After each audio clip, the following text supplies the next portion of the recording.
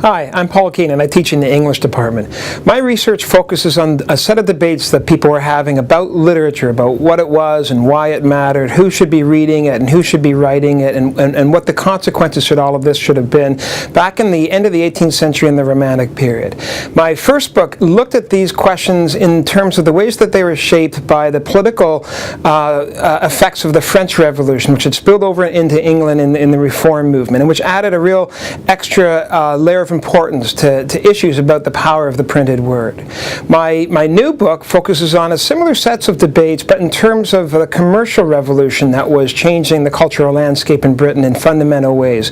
But it also raised serious questions about the power of literature, why it mattered, who should be reading it and writing it, and for what reasons.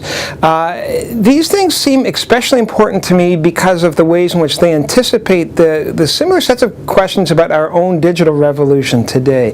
You get all kinds of questions about the power of knowledge, the way it travels, but also the abuse of these things.